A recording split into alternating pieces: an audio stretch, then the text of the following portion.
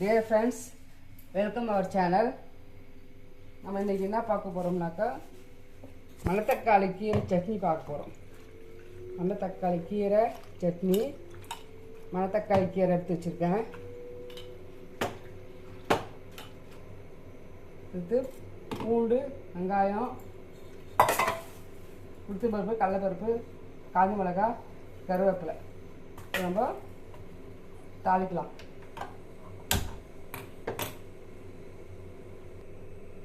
இங்கே கடாயை காஞ்சிடுச்சு. இப்போ நான் அன்றைக்கி நல்லெண்ணெய் ஊற்றிக்க போகிறேன்.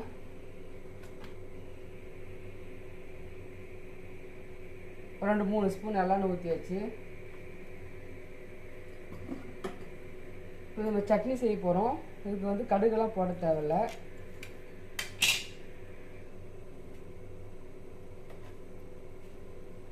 வெங்காயம் பூண்டு மட்டும் போட்டுக்கலாம்.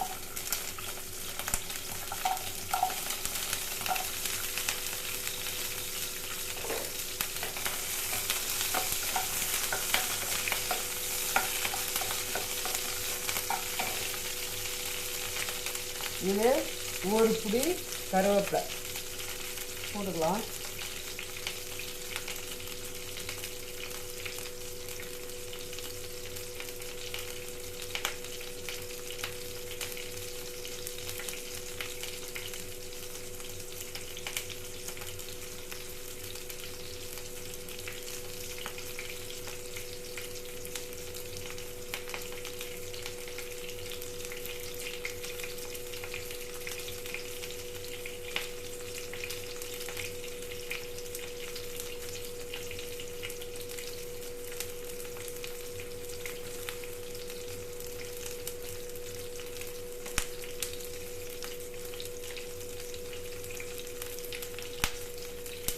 கருவேப்பிலை நம்ம வீட்லேயே செடியில் இருந்து கொஞ்சம் ஃப்ரெஷ்ஷாக இருக்குது, மழை பெஞ்சு இல்லையா, அதனால் கொஞ்சம் அதிகமாக போட்டுக்கலாம்.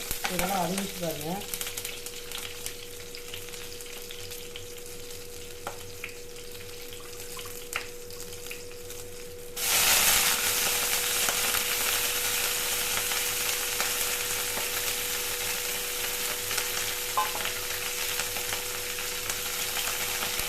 கருவேப்பிலை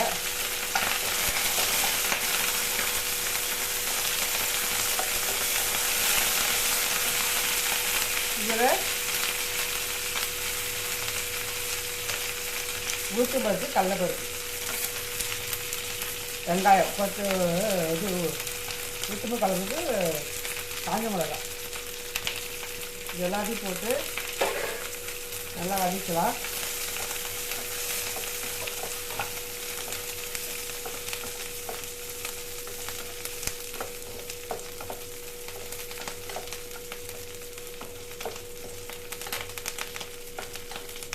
பருப்பு நல்லா வறுபட்டோம்.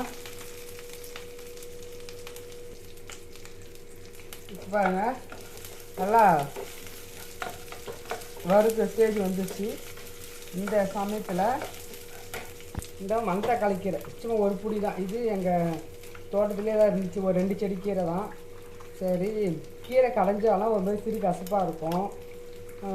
இது செஞ்சால் பொரியல் பண்ணால் நல்லாயிருக்கும், இல்லைனாக்கா சட்னி அரைச்சா நல்லாயிருக்கும். சட்னி அரைச்சா சாதத்துலேயே போட்டு பிசைஞ்சு சாப்பிட்டுக்கலாம். அதனால் ஒரு பிடி மணத்தக்காளி கீரை, வயிற்று புண்ணு, வாய் புண்ணு இருக்கிறவங்களுக்கெல்லாம், அல்சர் இருக்குங்க எல்லாருக்குமே இந்த மணத்தக்காளி கீரை சாப்பிட்டாவே நல்லாயிடும். அவ்வளோ மருத்துவ குணம் உள்ளது இந்த மணத்தக்காளி கீரை. வயிற்று புண்ணுக்கு, அல்சருக்கு ரொம்ப நல்லது.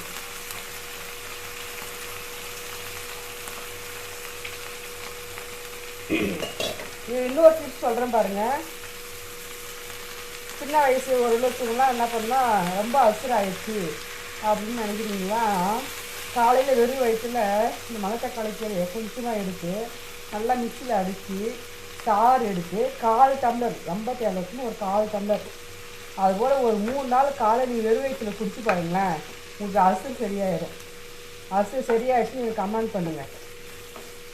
சும்மா நீங்கள் மாத்திரைலாம் சாப்பிடுங்க. வெறும் அல்சர் மட்டும்னாக்கா நீங்கள் மாத்திரைலாம் சாப்பிடவே தேவையில்லை. அதே போல் இன்னொன்று, இந்த கீரை இருக்குது இல்லையா, ஒரு சிலருக்கு பிடிக்காது. நல்லா பிடிக்கிறவங்க சாப்பிட்றவங்கன்னா இந்த கீரையை ஒரு பிடி கீரையை வாயில் போட்டு மென்று அப்படியே சாப்பிட்டிங்கனாக்கா வாய் இது புண்ணுக்கு நல்லா கேட்கும், அல்சருக்கு நல்லா கேட்கும். ஒரு சிலருக்குலாம் அப்படியே பச்சை சாப்பிட பிடிக்காது. அவங்களாம் என்ன பண்ணுறீங்க, சும்மா மிக்சியில் போட்டு அடித்து சாறு எடுத்து சும்மா ஒரே ஒரு முழு இருந்தால் கூட போதும். சும்மா 1/4 டம்ளர் அப்படியே குடிச்சிட்டு தண்ணி குடிச்சிங்க. இதுபோல் 3 நாள் பண்ணி பாருங்கள். உங்களுக்கு அந்த அல்சர் இருக்கிற இடம் தெரியாத போயிடும். இந்த ஸ்டேஜில் ஒரு தக்காளி போட்டுக்கலாம்.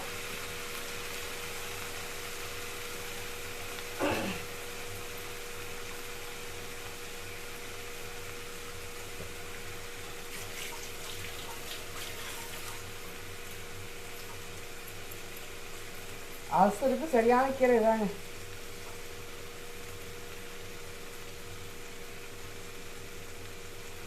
தக்காளி முன்னே போட்டிருக்கணும், எடுத்துருக்கலாம். அல்ல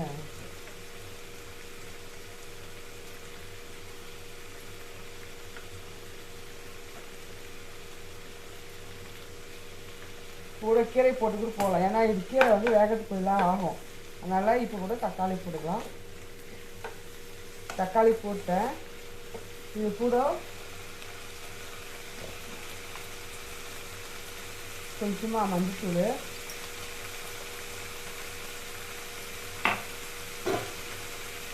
இது தேவையான சால்ட்,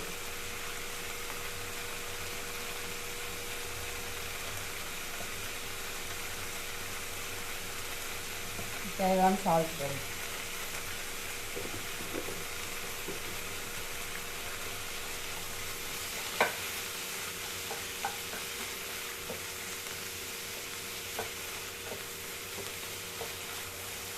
வதங்கிட்டோம். நல்லா வதங்கிச்சு. மிளகாலாம் உங்களுக்கு காரத்தை வந்து உங்களுக்கு தகுந்த மாதிரி போட்டுங்க.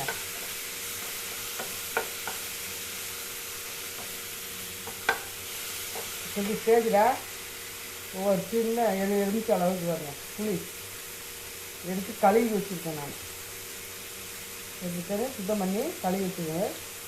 புளி போட்டுக்கலாம். இதிலே ஒரு பீஸ் 1.5 பீஸ் அளவுக்கு தேங்காய் அது இதிலே போட்டுக்கலாம்.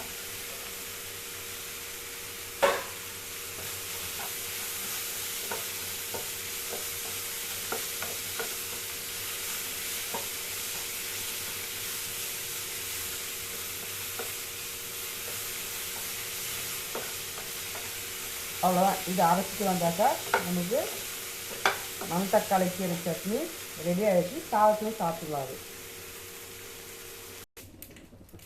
இவ்வாறு சட்னி அரைச்சி எடுத்துன்னு வந்தாச்சு. இப்போ ஒரு தாளிப்பு போட போகிறோம். தாளிப்பு போட்டு அவ்வளோதான்.